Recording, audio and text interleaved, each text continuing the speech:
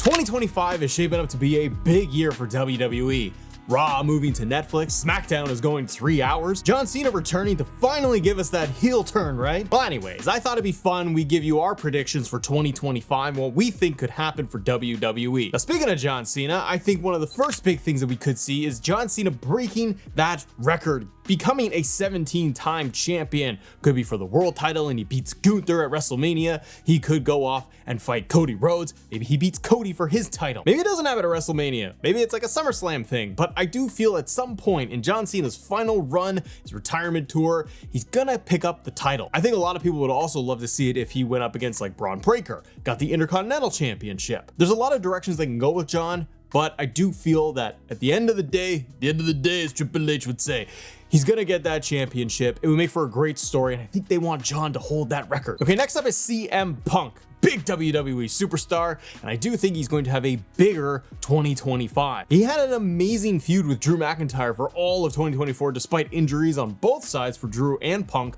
but I do think that 25 he's going to do even more. They have teased already. They planted seeds for a lot of different stories for Punk. Obviously, we have what's going on with Seth Rollins right now. They've teased things with Paul Heyman and Roman Reigns. What's the big favor from Paul Heyman? We still don't know. But for 2025 overall, I think one of the first things that could happen for Punk is winning the Royal Rumble, something that he has not yet done. It makes a very clean path to WrestleMania, and we don't know what's going to happen with Final Boss either, and that could just blow everything else up. Punk, I think, could win the Rumble. I also see him winning the world title in 2025. Against who? I don't know yet, but I'm saying he's going to be walking around with that championship at some point. Okay, I got another two, and they're involving Judgment Day. Number one, I think Dom Mysterio is going to finally break away from all of Judgment Day, including Liv Morgan. The time I'm recording this is before the debut of Raw on Netflix. Liv and Rhea are gonna have their title match. Now, if things crumble for Judgment Day, I think a really cool story and a good move for Dom as a character is to break away and go over to SmackDown on his own. I think it'd be really fun and really interesting if Dom's kind of reading the tea leaves and he was able to see that this isn't working out anymore.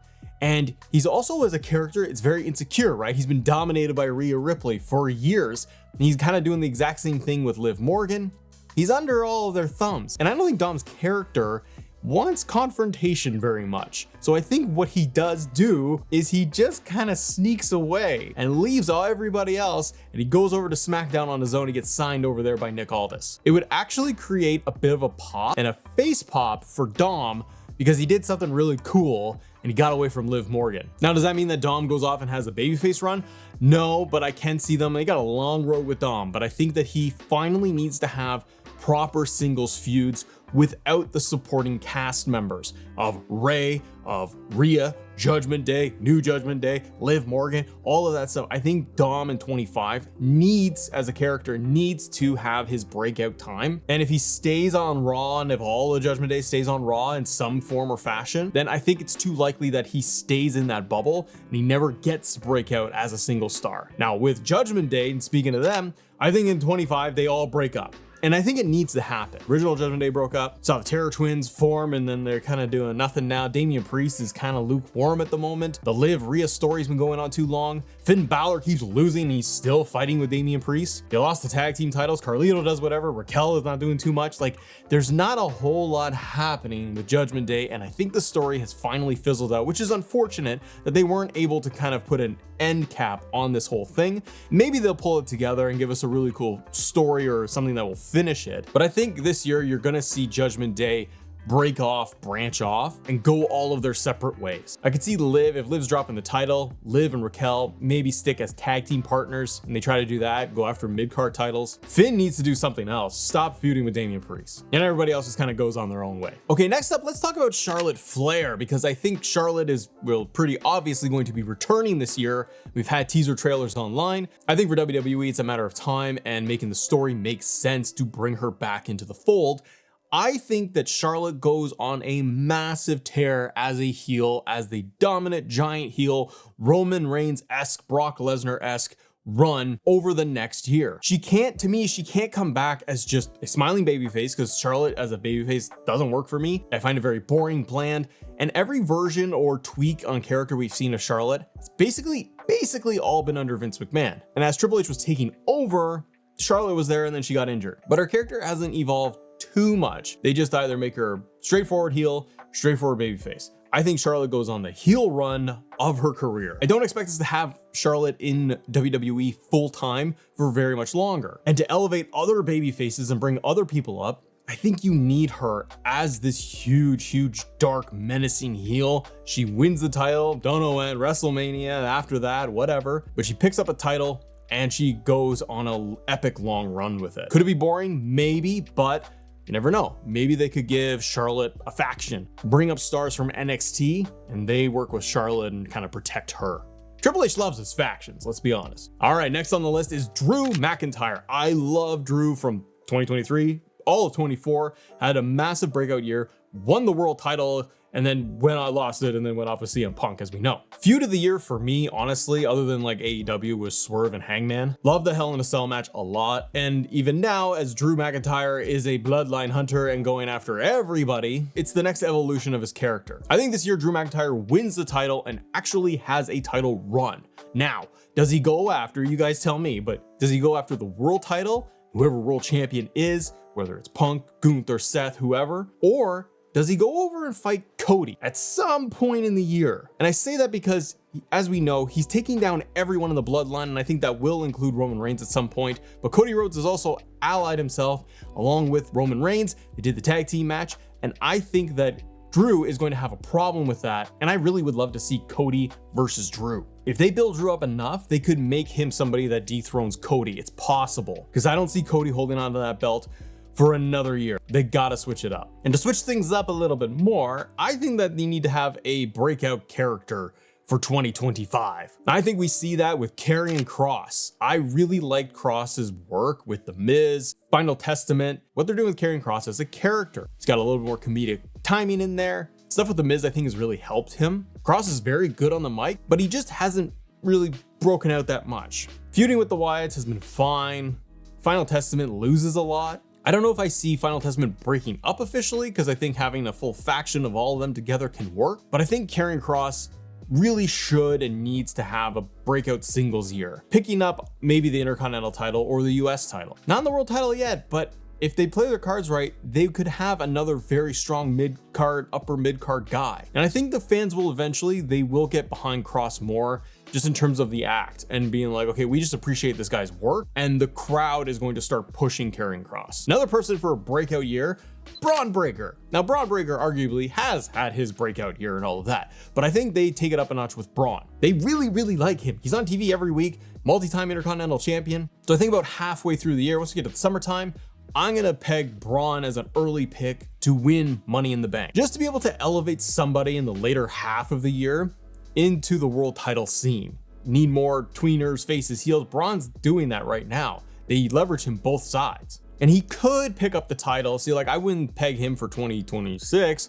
to win like the Royal Rumble, but I think that you could have him with Money in the Bank, and it would be pretty interesting, especially if the WWE title is all tied up with Cody still, Bloodline, Brock, whatever. You give somebody who's more of the up-and-comer getting that Money in the Bank. Now let's talk about Logan Paul for just half a second. I'm not a big Logan Paul fan. Maybe you are, I am not. I think he's done good work in WWE in terms of his in-ring work, puts on the good shows. He knows how to get the heat from the crowd and all that, but I don't like Logan Paul on my TV. And I know he went on social and he teased, oh, I'm leaving, I'm retiring from wrestling because I have child. And then a week later, he shows up at the press conference for the Raw Netflix stuff, and he's there and he's drafted to Monday Night Raw. I think in 2025, Logan Paul leaves WWE. I think WWE moves away from Logan Paul due to controversy, or they just don't want to have to deal with things anymore surrounding him.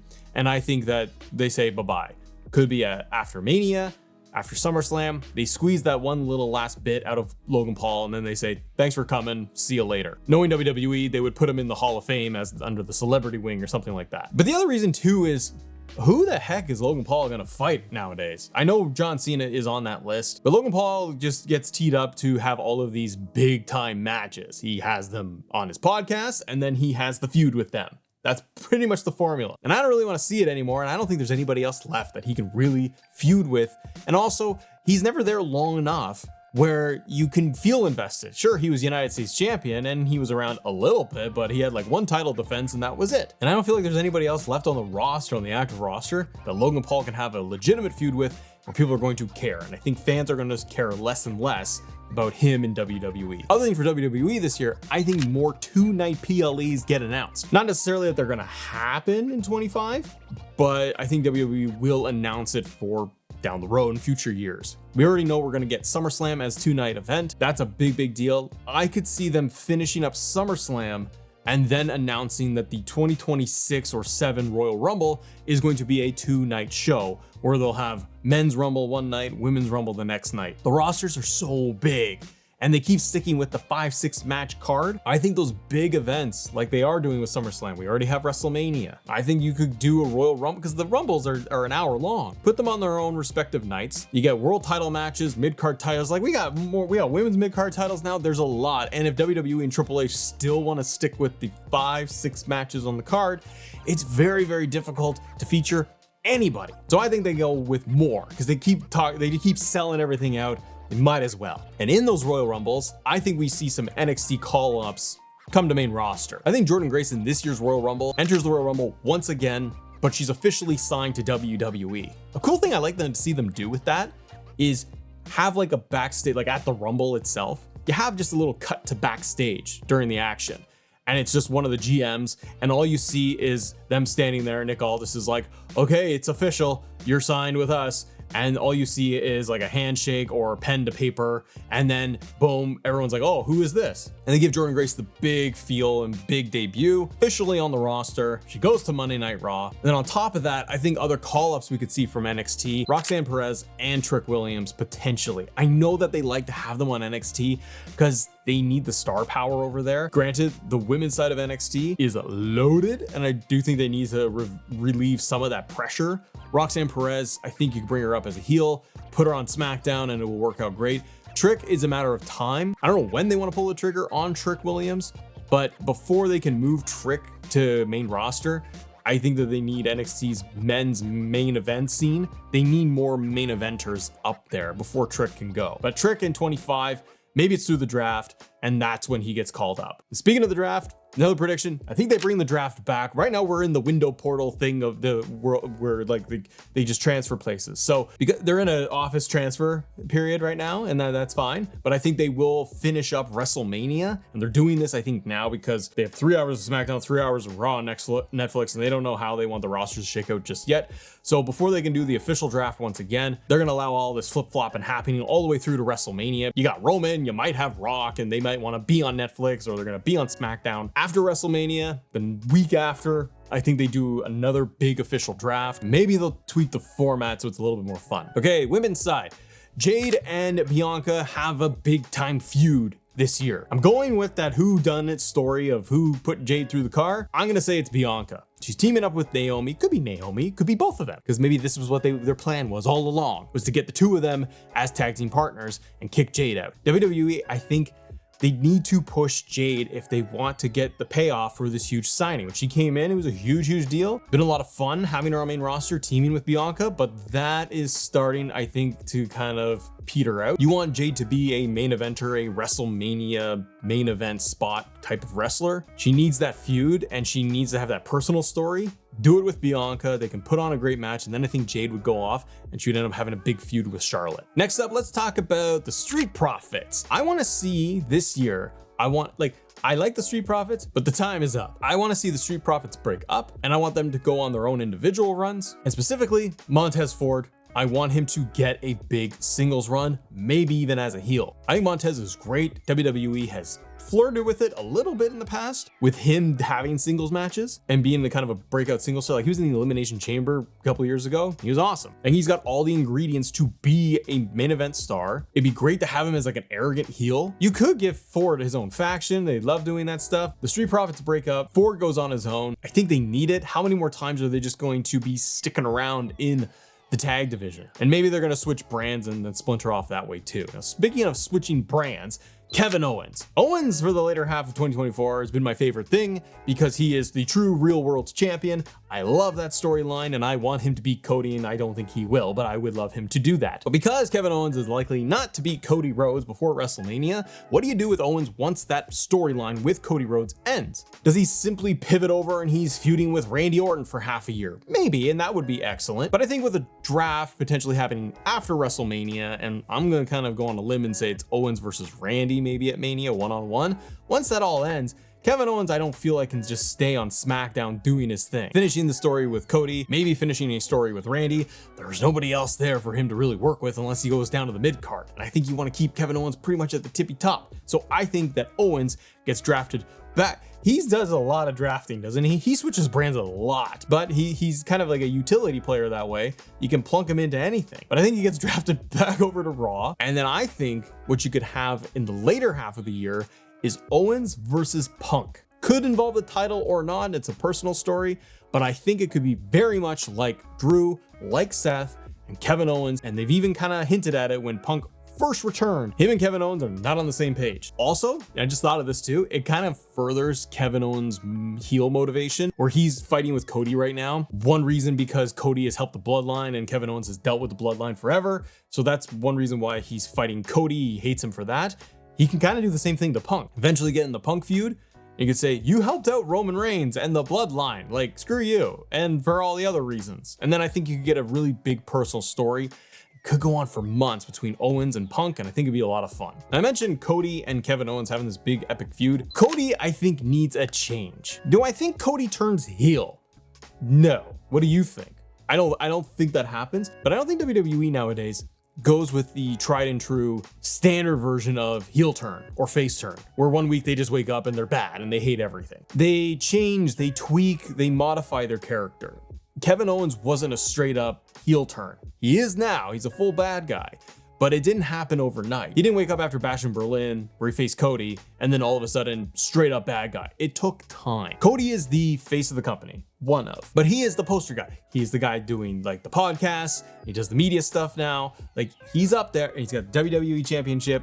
He's Mr. Babyface. He's Mr. WWE. I don't know if WWE would want to risk pivoting Cody's character at all because he is such a babyface, but I would really like to see it. He doesn't have to go full out, but I would like to see a little bit more of the snarkiness from Cody, a little bit more edge, where he does fight other baby faces and they look like more of the baby face than Cody does because of everything Cody has gone through over the years with the bloodline, The Rock, and everything else. I think you could get more frustration out of Cody, and he doesn't have to full out be like, oh, the fans turned on him and all of that. He'll have his supporters and he just keeps playing into it. But I think if they do it right, they can kind of have it both ways, where people still cheer for Cody and they like him, but he becomes a little bit more of that edgy, political, snarky heel, cuts a little bit more of the vicious promo, and then you know what? That would even keep fans wanting to cheer for him too, because he'd be doing some cool work. And there are a lot of predictions we can make for like up and down the card, and I don't have time for that, and I don't think you do either. So one other big prediction here has to do with the final boss, The Rock. I think he does come back for WrestleMania. I'd be shocked if he didn't,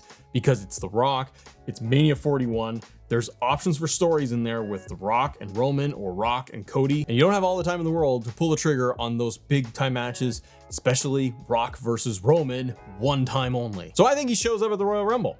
And I'm gonna say that like if Punk doesn't win the Rumble, it's because of The Rock. And I think that The Rock could come in at number 30, or Final Boss shows up at 31 and he takes the win of the Royal Rumble all by himself, going on to WrestleMania to fight Cody, for example, or three-way with Roman, whatever. It'll be convoluted with The Rock. It's gonna be a mess. But what are your big predictions for 2025? Good or bad? Subscribe to the channel, and if you want to talk more WWE, click this video right here. Have a great day. See ya.